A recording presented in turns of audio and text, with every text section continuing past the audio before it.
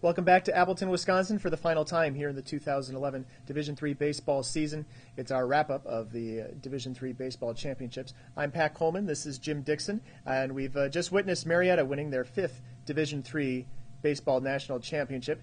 It took 2 games that they defeated Chapman in the second game 18-5 after losing in the opener 15-4. And Jim, we saw, I guess, finally the pitching begin to run out a little bit for Chapman today, not having Brian Rao available. In the first game, we saw a Marietta pitcher actually get knocked around a little bit, though. We really did, and he was putting the ball up and getting hit hard. A lot of errors behind him, so his earned run average is not going to show it. But really, Brian Gosser really was not the pitcher of the year that we wanted to see. Yeah, Gosser did give up just 1 earned run, 7 unearned runs in 4 2/3 innings, but he gave up 8 hits. Got hit, as you said, got hit hard, and that's not a euphemism. There were some balls that were hit pretty sharply out there. There really were, and you just have to look at the 3 doubles off the fences that he allowed. Certainly there was an error came before that, 2 outs, he wasn't able to close it, and batter after batter after batter, run scoring doubles.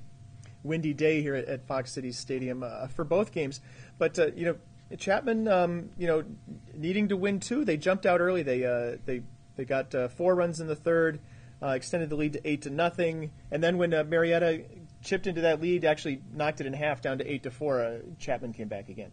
Yeah, you really thought that maybe they're going to be in trouble, but then Chapman was able to sit there and add more runs towards the next inning, and really the confidence was back. So we knew more or less, and basically officially by the time game time came around, that Brian Rao was not available. Ben Levitt got the start. He pitched well in relief of Rao back on Friday in the first game. Couldn't get all the way to 5 innings. Kevin Osaki came in and threw 4 1/3 innings of 1-hit relief to finish it off. Well, you really got to look at the job that Levitt did. Put in 4 scoreless innings right to start the game. It really set the tone. Chapman was able to sit there and get runs on the board and hold Marietta scoreless, so that by the time he got into trouble in the 5th, the game was already being decided. So Chapman gets through the first game not using a starting pitcher, basically using 2 relievers. Is there any thought, do you ever give any thought to Osaki keeping him out there and starting him in the second game after he'd had such a dominating trip the first game through? You might want to, but he's not a big innings guy, so you want to keep his innings low. And they had 2 quality starters going to be playing on short rest, so we saw one of them. Yeah, we saw Christian Marietta get the start in the second game for Chapman. Austin Blasky came back I can't do my math now. That's 3 days rest. Yeah. To start the game for Marietta. Marietta, I just don't know what to tell you. Didn't have it. Marietta, of course, benefited from Chapman kicking the ball around a little bit, but Marietta also gave up 7 hits in his 2 1/3 innings, en route to the 6 runs, 5 earned. Yeah, he really wasn't all that sharp, and you can see that Marietta scratching out a couple runs. It was 2-1 early and after a couple innings, and you say, okay, maybe if they can get something going. But Marietta just had a big inning in that third. Yeah, I mean, we could run through the play-by-play, but it would take quite a while. It takes up about this much size on the paper. There's, there's a couple hits, a couple triples, a few errors, although only one of the runs is unearned. I think there's some wild pitches thrown in there. And to be honest with you, if the game wasn't over at that point, it pretty much was after the next 2 innings when Marietta put crooked numbers up in the 4th and the 5th as well. Oh, it really was. Once they started scoring big numbers, they kept putting runs on the board. And any hope that Chapman was going to come in and win the game really was lost at that point. Kyle Tachibana came in relief, and he gave up 7 base runners in an inning and a third. He was the victim of most of those unearned runs. Chapman finishes 5 runs, 8 hits, and 5 errors. And Marietta, 18 runs, 17 hits, and 2 errors. And Marietta improves to 47-4, and they're the 2011 national champs. They are the national champions. I look back at the game, and I saw that when Chapman scored 15 runs, I hearkened back to 2003, right, where they needed to do the same thing. They needed to take 2 games to win the championship. And they were able to beat Christopher Newport 15 to they scored 15 runs in both those games. And I asked the coach, were you thinking about that when they scored to 15? And he says, well, yes, I was. One of those oddities. But unfortunately, if they had put 15 runs on the board today, in the second game, it would not have been enough. It would not have been. As Marietta improves to 47-4, a dominating season for Marietta, which included a 22-game win streak, one that was snapped here earlier this afternoon. And in the kind of pantheon of Division III champions, I'm going to throw Jim a curveball because we haven't talked about it, but I know that it was talked about on the in the chat room today. Where does Marietta stand? They have a fantastic pitching staff. It was one of the better ones that's ever been in Division III. I think their ERA ranks up in the top 10. I think they're number 6. They bat very well, and you just look at the way they play. They play with extreme confidence. They're sitting there. They're getting their hits. They play nearly flawless defense. Really, they're one of the best teams that they've ever played. Austin Blasky got the win for the Pioneers. He improved to 12-2, 2-0 over the course of the championships with an 0.69 ERA.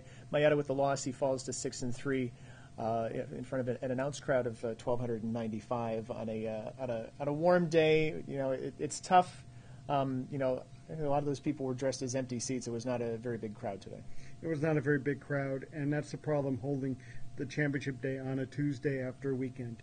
A lot of people at work unable to come. And if it was me, and I did, I would take the day off and I would come to the game because it really is a fantastic atmosphere on the championship game. And not to gloss over the offensive numbers, so we kind of skipped past them a little bit. For Marietta, Aaron Hopper, 4 for 5, 4 RBIs, 3 runs scored. Tim Saunders scored 4 times. He was 2 for 6. John Snyder, 3 for 7 with an RBI and a pair of runs scored. Brian Gregorich, 2 for 5 with 3 ribbies as the Pioneers got contributions all up and down the lineup. And you know, as we noted, it showed in the NCAA's All-Tournament Team, which included 6 Marietta players, including 3 Marietta pitchers: Austin Blasky, Mike Mahaffey, and Mark Williams. But I thought we should take this time, because you can find the official All-Tournament Team on our site, but I thought I'd like to have people hear what Jim's All-Tournament Team was, because oddly enough, it varies just a little bit.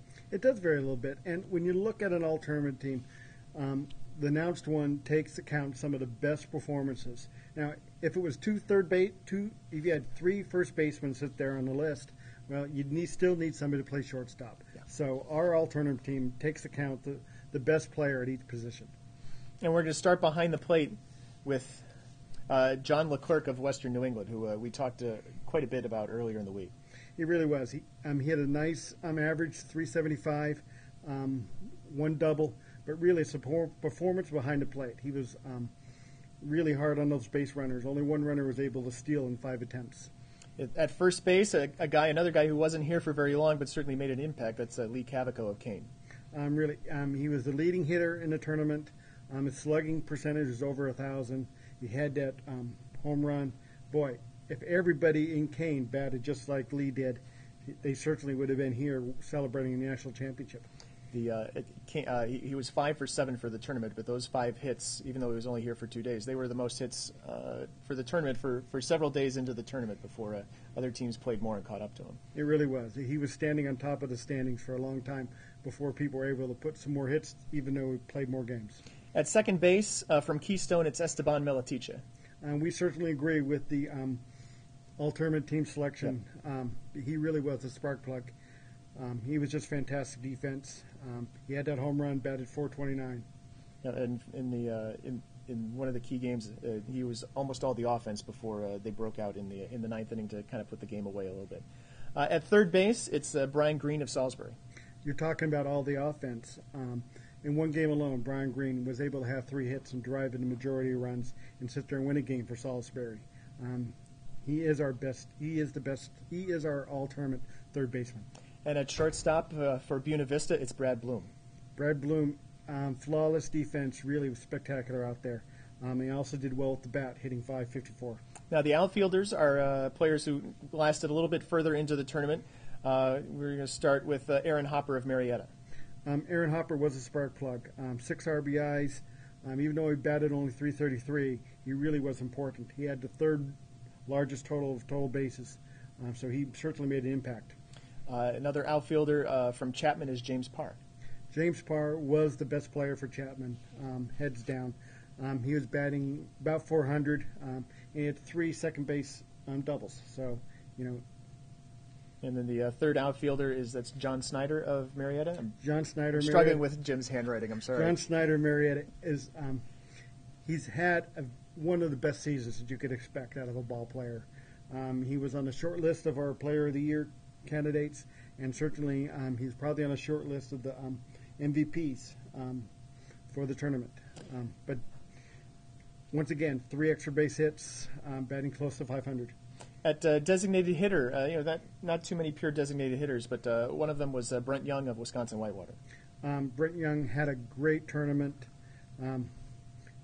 Just only a couple RBIs, but he hit .417. This is what you wanted, your designated hitter. You want production. And if you want production, we need to look no further than the utility guy, also from Wisconsin Whitewater, and Jeff Donovan. Oh, Jeff Donovan was, they really need a lot more players like that. He batted .583. He was the other person besides Lee Havoco from Kane who had a slugging percentage over 1,000. The pitching staff, we start with, some familiar names and another carryover from the official all-tournament team, and that's Marietta's Austin Blaskey. Austin Blaskey was great.